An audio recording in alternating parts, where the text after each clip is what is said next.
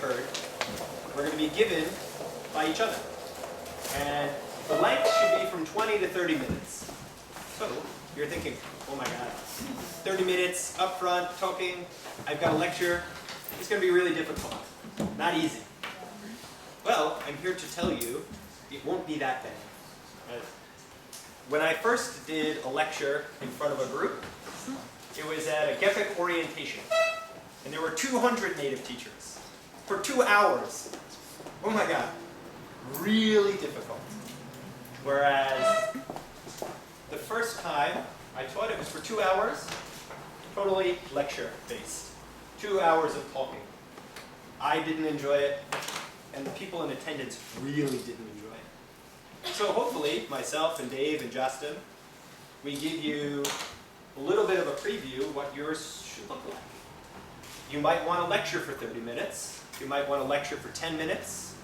Give group discussion for 10 minutes. Wrap up the class for 10 minutes. You might want to do 5 minutes of lecture and let us talk amongst ourselves. You can tailor your talk to what you want. Right? Now, my talk isn't about theory. It isn't about teaching practice. I'm going to demo a class that I teach. I'm going to demo it because it really works well for me. And I think if you use this style in your classroom, you'll have a lot of success. What I'm talking about is TPRS.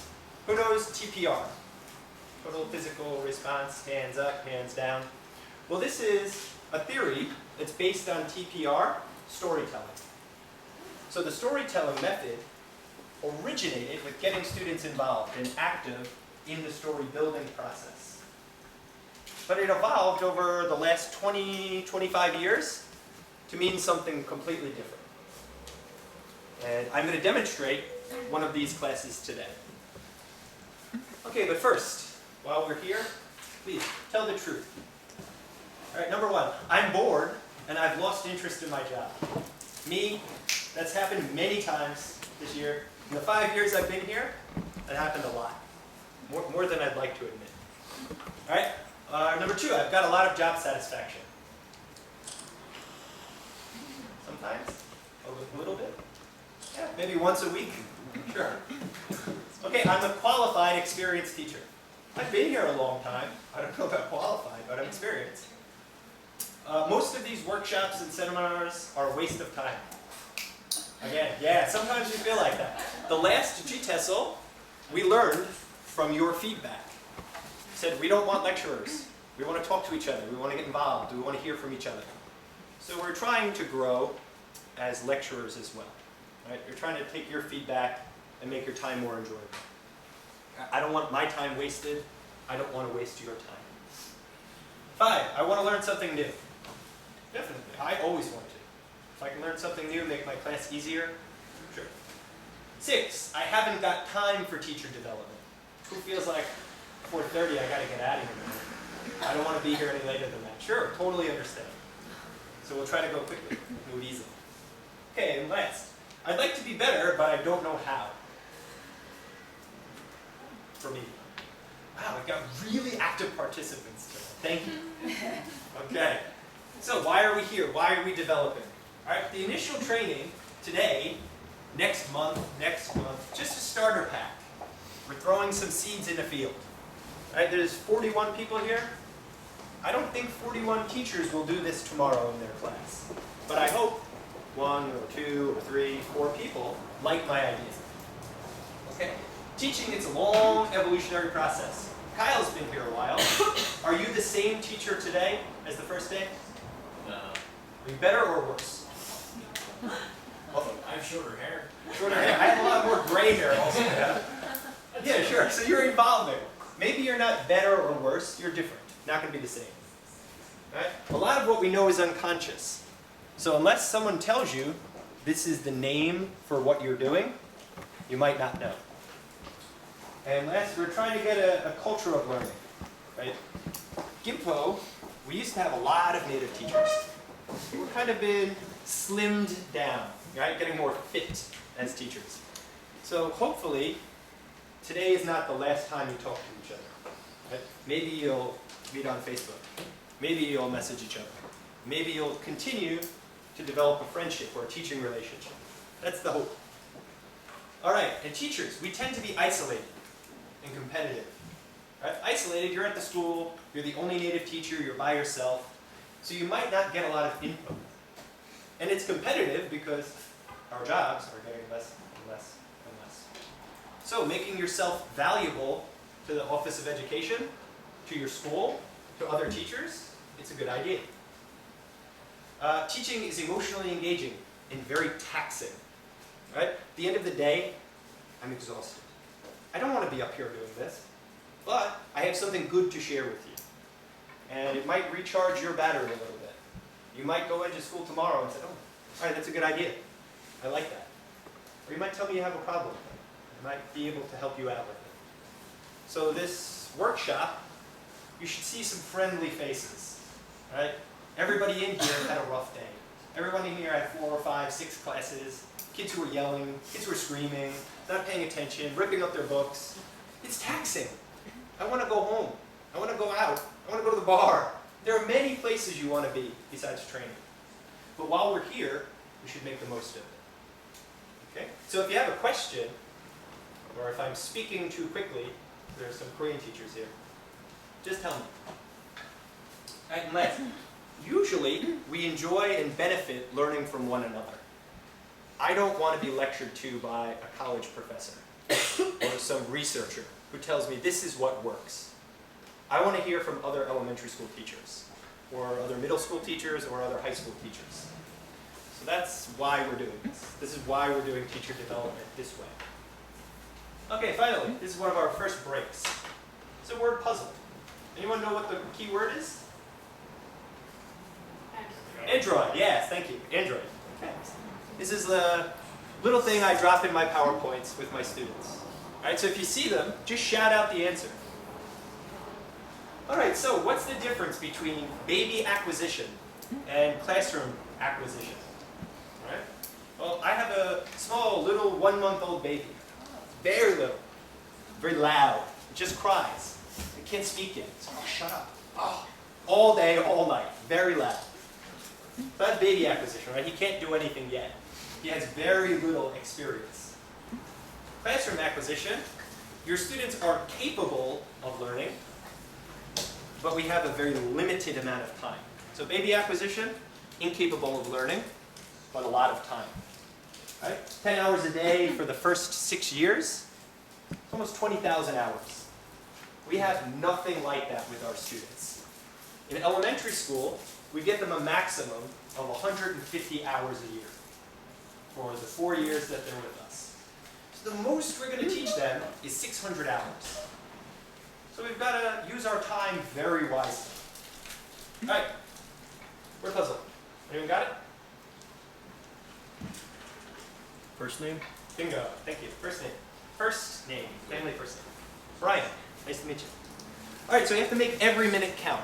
Just like today, we're limited to 30 minutes. So I can't really blabber on. Blah, blah, blah, blah. You're telling us already, Brian. Keep it moving. All right, so about TPRS and how to use TPRS. That's the main focus of my talk today. How about here? Easy one. Pizza Hut. Pizza Hut. Yeah, thank you. All right, I use TPRS because it works. My students speak more and they write better. Okay, that's the 2 main objectives that I want you to take a look at today. It stands for teaching proficiency through reading and storytelling. How about here? Think of your computer. Think of when you're looking for Wi-Fi. Your gigabyte is running low. Is it data? Database, okay, thanks, database. Okay, here, this long version is in this handout. Okay? The theory and the practice and the research is in here. You can look at this on your own time. All right, how about here? This one's easy. Fire dog. Fire dog? How's the temperature? Hot dog. Yeah, me too. Look at that. Carpet sweat. Oh, it sucks. Dig up here in the front. Very hot. Combination. Okay. So, what do your students remember after 24 hours? Right? We've seen this chart before, hopefully. Right? What they hear, what they read, audiovisual material, when they demonstrate it, when they discuss it, when they do it, and when they explain and apply it. So they're going to remember a lot more if you get them up and talking and using the language and explaining a concept to their friends or explaining it back to you instead of just listen and repeat. Okay? Listen and repeat works, but you can use your time more effectively. Okay, so what are the three keys to reading fluency, speaking fluency, writing fluency? We need comprehensible input. If your students don't understand, they can't learn. So everything that you speak has to be understandable to a native speaker and to a native student. You guys might catch it, the person sitting next to you might not. In your classrooms, it's probably the same way. So when you're talking in front, it has to be comprehensible to everybody. Only when they understand will they learn and acquire and use. It needs repetition a lot of times. When you talk to a baby, you don't ask, well, how was your day today? Tell me how this made you feel. What do you think of the weather? Is it a good day to go hiking or a bad day to go hiking? You have to speak to them through repetition. This is mama, this is dada, and mama, and dada, and mama, and dada, hundreds of times. A lot of your students need this kind of repetition to be able to acquire the language. Sometimes you think, oh geez, my students don't pay attention, and they're misbehaving, and they're very simple-minded. But that's most likely not the case. It's that they don't understand, and they didn't have enough repetitions. And the last key is it has to be something interesting, right? If you're talking to me about astrophysics, I don't care. Right? If you're talking to me about thermonuclear dynamics, I don't care. If you tell me a story about American football, okay, I'm interested.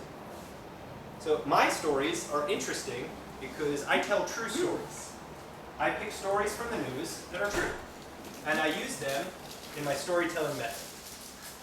How about here? Anyone know this keyword? Feedback. Feedback. Yeah, I want some feedback from you guys today. Feedback. Okay, I use this book. It's called True Stories. There are 6 different levels of true stories.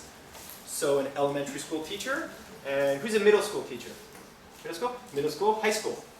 High school. Every level has a book that you can use. And I have the PDF files, so I can share them with you.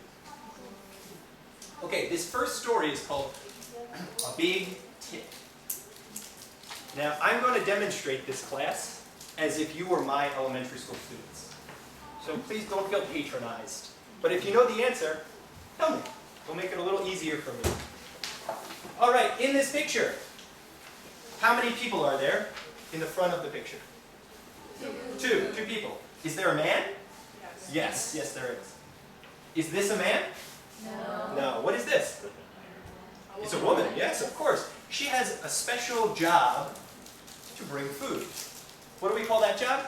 Waitress. Waitress, right. Is she a waiter? No, that's a man. Is she a waitress? Yes. Where are they? In a restaurant. What is he eating? Spaghetti, yeah, spaghetti. Does it have tomato sauce or cream sauce? Oh, maybe it's got tomato sauce. Do you think there's meatballs in it? Or sausage? Or it's vegetarian? Anyone? Meatballs. Meatballs, okay. It's red meatball spaghetti. Remember that, red meatball spaghetti. And it's a restaurant. What type? Is it Korean food? No. Western food. What kind? German? Italian. Yeah, it's Italian food. Red tomato sauce with meatballs. Okay. Now, look at the people who are eating together. Do they look like friends or family? Oh, you think friends? I think they're friends, right? They're all about the same age and they're all adults. So you think this is breakfast, lunch, or dinner? Dinner? With your friends? During the week? Lunch. Probably lunch, right? Probably lunch. Okay, now is this man, is he eating with a friend or by himself? By himself, okay.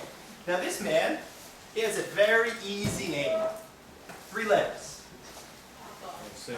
Perfect. Who said it? Bob? Oh, Bob. He is Bob. Right? He's a simple guy. Bob, is he happy or sad? Very happy, yeah. He's eating spaghetti in a restaurant, talking to a pretty girl. Oh, he's very happy. Is she happy? Yes, she is, okay. What day of the week do you think it is? Monday? Are they happy on Monday? Friday. Friday. Maybe he had a little grappa, a little wine. He's very happy, very excited. Okay?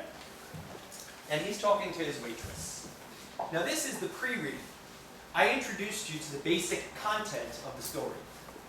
So now you've got a little idea about what's going to happen next. Next thing I do is I want to build on the content. I want to tell the whole story. I want to know more. So I start with very simple yes or no questions. Is it a man? Yes. Is it a man or a woman? Either or questions. Then we go to more open-ended questions. What kind of a restaurant is it? What day of the week is it? Are they having breakfast, lunch, dinner, a snack? They're opening it up. Okay, so now we're going to tell the whole story. We're going to tell it using questions. What's his name? Bob, right. Bob is eating what? Spaghetti. Spaghetti. Where? Restaurant. What kind of restaurant? An Italian. Italian restaurant. Oh, very good. Perfect. Thank you. Okay, is he eating with a friend? No. No, by himself. He is eating on what day of the week? Friday. Friday. Is it Thursday? No. No, what day is it today? Tuesday. Oh, okay, Tuesday. Is he having fun? Yeah. Yeah. He goes to this restaurant every Friday for 24 years. He really likes Italian food. Long, long time. 24 years. And who is this? Waitress. She's got a real waitress type name. Her name is Phyllis. Right? She's a waitress if I've ever heard of one. Phyllis. She's a waitress. Is she old or young? It looks a little old, right? They're elementary school students, right? And what kind of food does she have? Italian food, right. Now, are they friends? 24 years Yeah. going to this restaurant. Yeah, okay. Are they having fun? So what are they doing? They're talking. Yeah, it's elementary school. Remember, you have to be interested in the story. Right? After he eats, what does he do? Pays. Gives some money. And then he leaves some cash on the table. That's a tip. Okay, I'm from New York, so we leave a big tip. How much is a big tip? 10%? 20%. Sure, that's a good tip. So his spaghetti is $10. How much is the tip? $2. Right. See the $2 on the table? That's Phyllis's tip for the waitress. Okay, this is another Friday. Just a regular old Friday for Bob. What's he eating? Spaghetti. For dinner? Lunch. Okay, for lunch. Is he happy? Yeah, it's Friday, of course. He loves this meal. Then what does he do? Pay. How much? $10. Okay. And then it's a special day because he asks the waitress, I have two things for you. You can pick one. I have $2 tip or half of my lotto ticket. What do you think? What will she choose? $2 or half of the ticket? Lottery ticket, yeah. It's only 50 cents. But maybe you got to play to win. So she picks the lottery ticket. This is lotto ticket. Half? What do you mean? You're going to rip it in half? No. If I win $100, I get $50, and you get $50, right? Remember, you need to keep it appropriate for your age level. I'm an elementary school teacher, so these are elementary school questions. Okay, first, Papa. Kind of shoe. Air Jordan. Ah, okay, Air Jordans. Okay. Right, so Bob's like, yeah, listen, man, I win the money, I will give you half. Okay. So Phyllis, oh yeah, she likes this idea. What does she pick? The ticket or the money? The ticket, the lottery ticket. The next day, hey, he wins. He wins a lot of money. $600. That's not a lot of money. $6,000. How much do you think? 60,000. 60,000 more. 600,000 more. Million. Oh, I like that. Yeah, you see, this is a guy who can tell a story interestingly. $6 million. It's perfect. $6 million. Where does he go? To Europe? Japan? Brazil? Mexico. Sure, he's getting out of the country. No, Bob is a really good guy. So where does he go next? Is he smart or stupid? Yeah, so stupid. I'm not going back. No way. He goes to the Italian restaurant. Who's he going to meet? Phyllis, the waitress. Sure. What does he give her? $3 million. Half of the tip. Is he smart or stupid? Very stupid. Is he good or bad? He's a good guy. Does he have a big heart or a small heart? Big Big car. heart, just like me. Big heart. Okay, now this is a true story, as I said. This is the real Bob. This is the real Phyllis. And this is Phyllis's husband. So you think, Bob, you're just friends? Yeah, he's a really good guy. They turned this into a movie with Nicolas Cage. Yeah, he's a police officer. This is a true story. And the true story, now students, whoa, this really happened? Now you've got them engaged and interested. And now you retell the story. The way I retell it, and the way a middle school teacher or a high school teacher retell might be different. I tell it by filling in the blanks. Oh, but first, we have another word. Advice. Advice. I have some advice for you. I use the blanks like this. Bob likes to drink spaghetti. That's strange. What does he do? Eats it. Yeah, sure. What kind of spaghetti? Meatball with white sauce? No, that's gross. Red sauce. Okay. Likes to eat spaghetti. He goes every Monday, Tuesday, Wednesday, Thursday, Friday. Okay, you're retelling it very easily. Everyone needs repetition. Hearing it again. He eats spaghetti for breakfast, lunch. Phyllis is a waiter, right? She's a man? Waitress. Woman. Waitress. Not a very beautiful woman. She's okay. She's a waitress. Phyllis and Bob always talk and laugh. They are good friends. Not boyfriend and girlfriend, just friends. After Bob eats, he pays for his lunch. Then he puts some money on the table.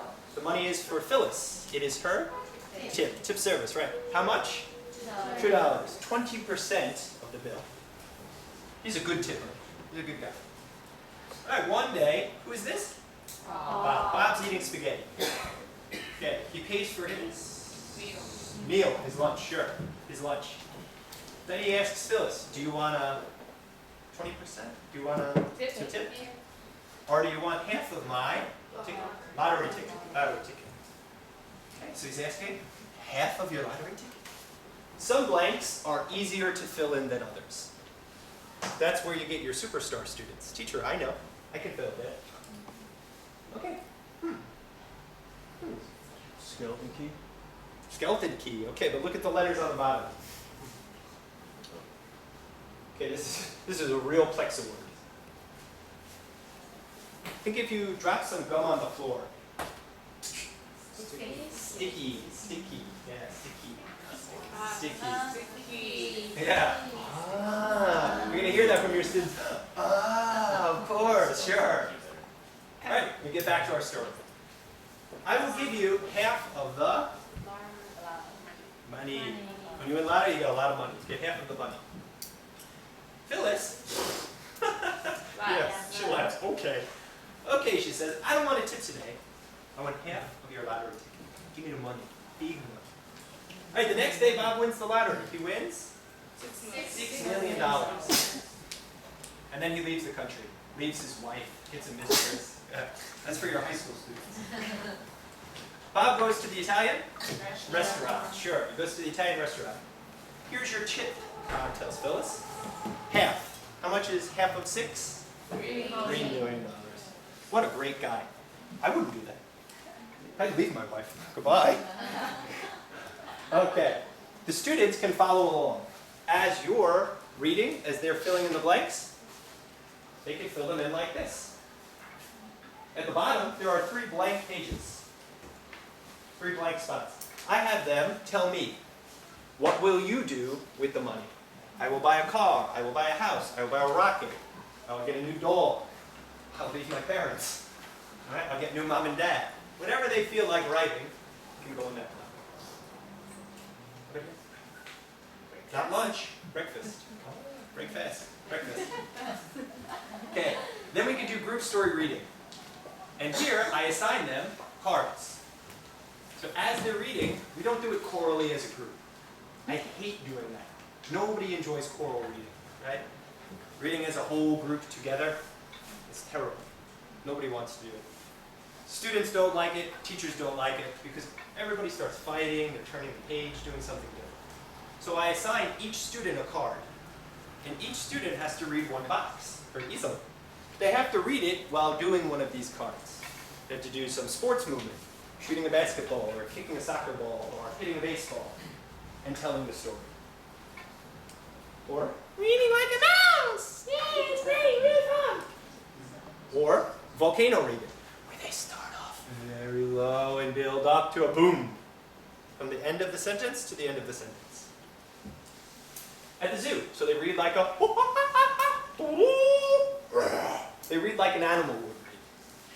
Or they read like a monster. They need the voice. It's like they've been out last night, partying too much. Alright. Okay, or the robot read, very easy to do like this. Or the pirate speak. I cock like this. Arr. Yeah, you give them a little eye patch and a bandana. You can get them into the role. Jumping jacks, a personal favorite of mine. Let's go. Bob went to the restaurant. Yeah, you get your real troublemakers. Enjoy. Opera singer, Bob went to the restaurant. You can pick to read like this as well. If you're interested, if you're engaged, if you're doing this, your students will be happy to return the favor. Farmer Ted, I'm from America. Got a little southern drawl, a little slower talk, a little bit like this. I don't know how good it is. It works. Baby talk, and a little baby talk. Your Royal Highness in the very Queen English. Very easy one. Okay, how about here? Oh, girls, we love this show. We love Gossip this Girl. Yeah, Gossip Girl. Okay, Gossip Girl. And we read the story with the words. Read it as a class, read it individually, read it silently at their tables, however they like. See the whole story. This is the third time they've seen the story. They can look at it like this, like this. Not slow cooked. Ramen? Instant. Instant. Okay, I need an instant. I need a lot of clues for you guys. Okay, then they can read the story like this for your high school students, for your middle school students. And then there's some background for every story. You can tell them, was Bob married? How old was Bob? What job did Bob have? Okay, you can give them extra details for your more eager learners, your super stars. How about here? Breakfast. Start again. Breakfast. Okay, here I do for the level up, middle school and high school. I have them retell the story. Sometimes I dictate the story and they fill in the blank. Sometimes I have them change the story. Give him a new name. Give him a new kind of food, a new restaurant. Give Phyllis a new name. Make it a waiter. Give them blanks and prompt them to do the writing. And the last one, before I wrap up, is illustration. Right? Not everybody wants to read. Not everybody wants to tell the story. Not everybody wants to fill in the blanks. Not everybody wants to write. But maybe you like to draw. Or maybe you like to make stickmen. Right? Doesn't matter. This is just another exposure, another repetition to the story. So by the end, FedEx, thank you. Okay, good. By the end, which we don't have time for, unfortunately, they have heard this story 3, 4, 5, 6 times in a class. All right, this took us 20 minutes to do, so you can imagine 40 minutes, they're going to hear this story a number of times. And the activities that you can build from this story, you can cut up the story and have students put it back together. You can have students tell you, what would you do if you won the lottery? You can have them do free writing. You can have students identify vocabulary. If you look in your books, one of the last pages has the story. You can do the story bingo. Each slide has a number. You can read out a sentence. Bob likes to eat spaghetti. Teacher number 1. There's a lot of different options that you can get into with a very easy and simple story. Now, we don't have time for this. So, if you liked these stories, if you liked this format, this setup, at the end, come meet me. I've made 20 stories like this. Right? All of the slides prepared, all the handouts prepared, the PDF prepared. Just ask. I'm happy to share. All right, but I think I'm out of time. So I thank you for listening, guys. Thank you very much.